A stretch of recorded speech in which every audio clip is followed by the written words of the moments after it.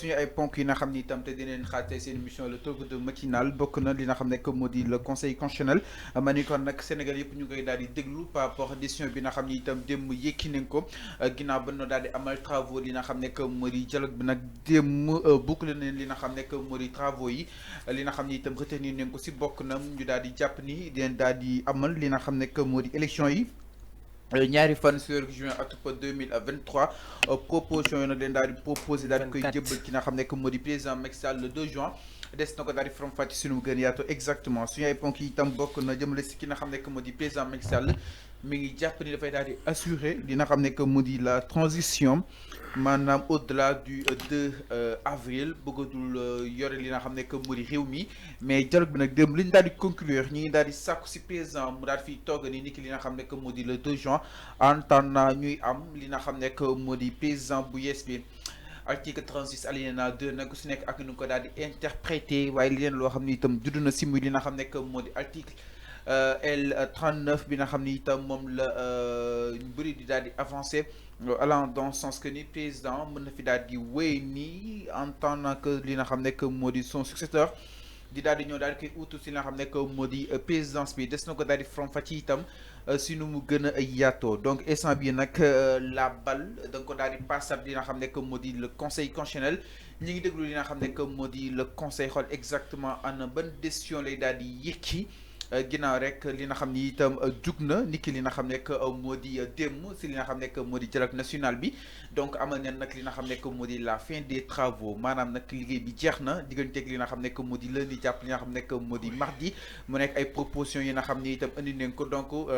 ma ñëw si conclusion yi laata ñoo daal di séddale li nga xam ne que moo di kaddu gi si li nga xam ne que moo di plateau bi c'est-à-dire les conclusions du dialogue national li si daal di conclure nag bokk na.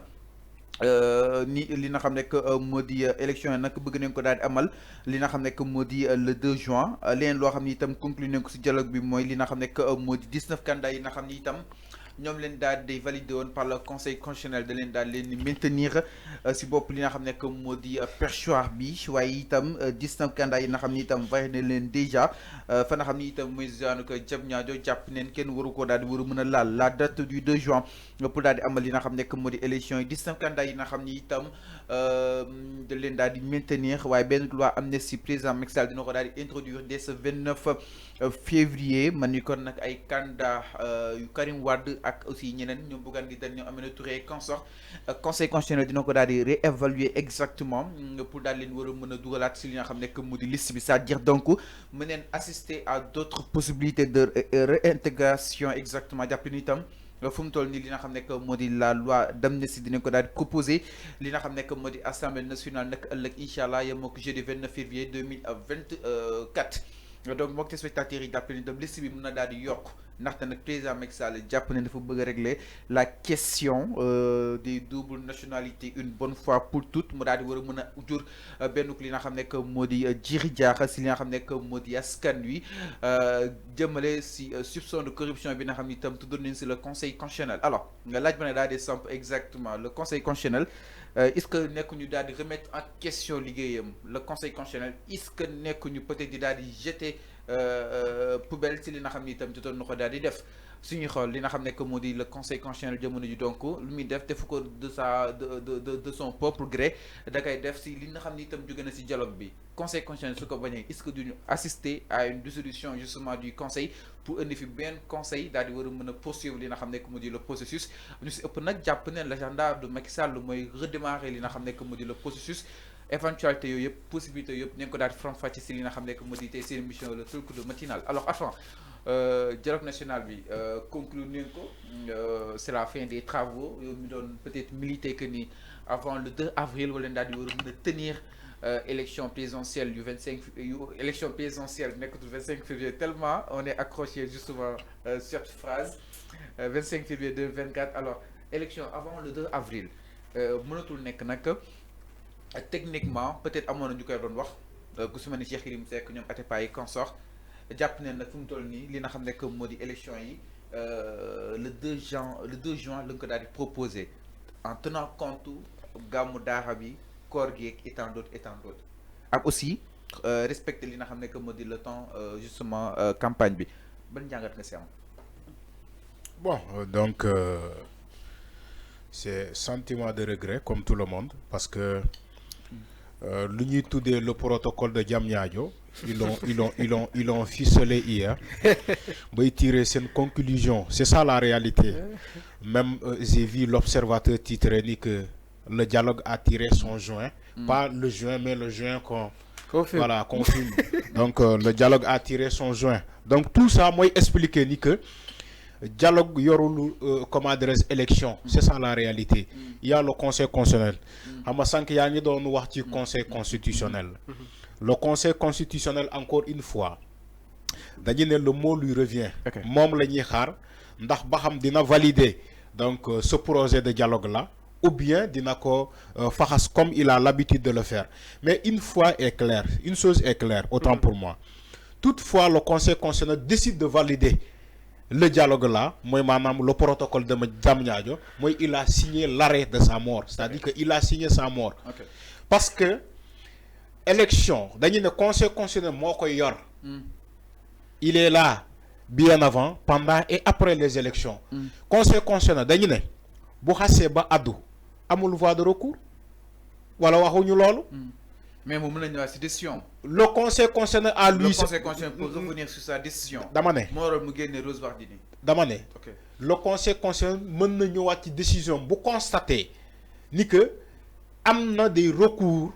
ou bien am na des choses yoo xamante ne il a découvert tardivement comme le cas de Rose Wardini. Le cas de Rose Wardini même pour que le conseil revienne sur sa décision il a fallu la candidate elle-même mu déposer son retrait. Il faut que ngeen xam qu'est-ce que cela veut dire revenir sur sa décision.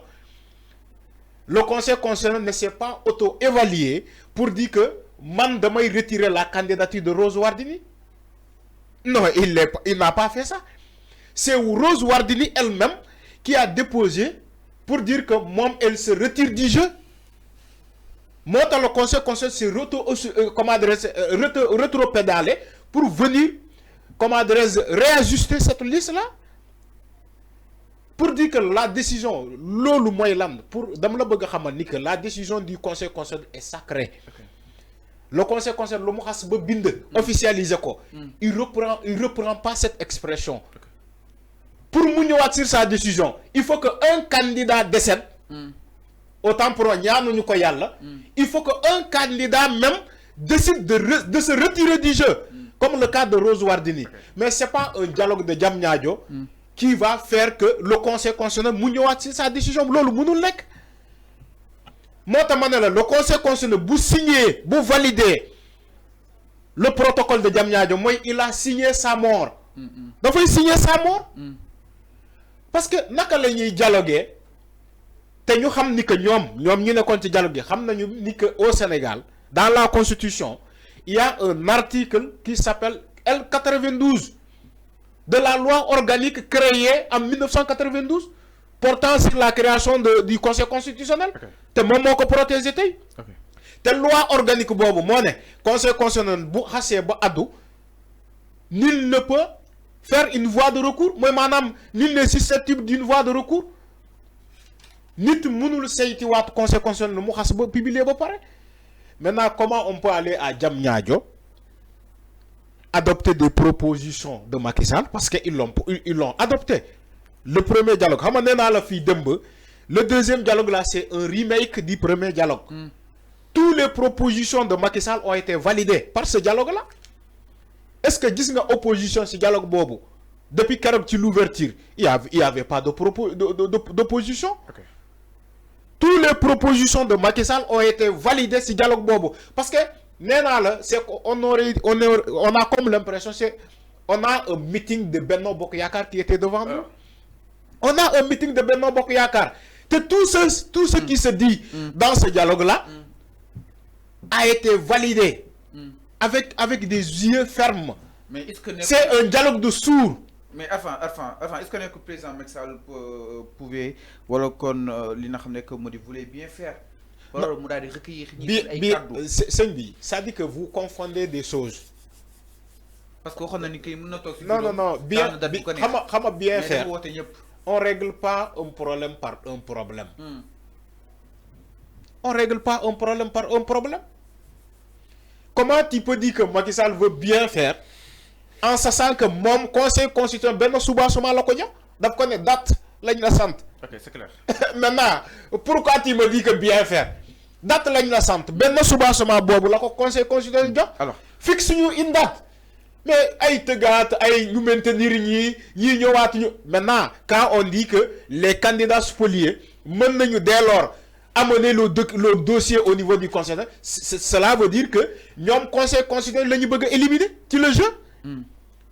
Cela veut dire que ñom conseil constitutionnel lañu bëgg éliminer ci le jeu. Conseil constitutionnel lu mu publier ba paré nga né yow ci sa dialogue parce que tous les Sénégalais ne sont pas partis à Diamniadio hein. Ben entité ñoo fa tok nas ne way les candidats spoliés dès lors mën nañu yóbbu seen dossier. Mais c'est ça la réalité. Diamniadio fess na del. Les candidats non le ben ponk le fait que ñu visiter ces candidats dits spoliés leur justement leur candidature. Alors Mamour dialogue bi teunk nañu dialogue national bi nga xamni tam woto nek ci zone ko Diamniadio teunk neen ay patch yu gëna fasantiku japp neen la date du 2 juin exactement mais bla ñu ñëw ci date bi le conseil constitutionnel aujourd'hui lancé wat nañ ko la balle ñu koy déglu ci walu non.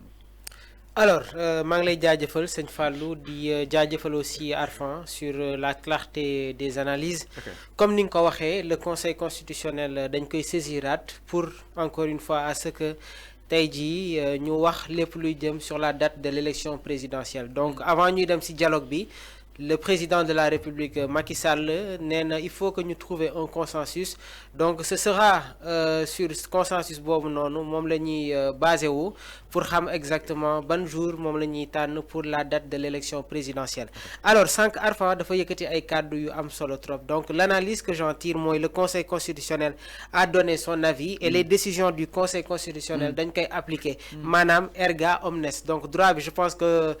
ci wàllu boobu noonu loolu la wax mais dafa am beneen mbir bi nga xamante ne maa ngi ko doon évoqué waat démb. Aujourd'hui pour que la décision du conseil constitutionnel am une valeur juridique il faudra à ce que le président de la République mu génne un décret présidentiel moom mooy ñëw rejoindre ak peut-être kaddu yi nga xamante ne moom la le conseil constitutionnel yëkkati. Léegi nag li wóor ba wóor mooy tey jii nii bi ñuy dem ci dialogue ku ci dem ak ku ci demul ñëpp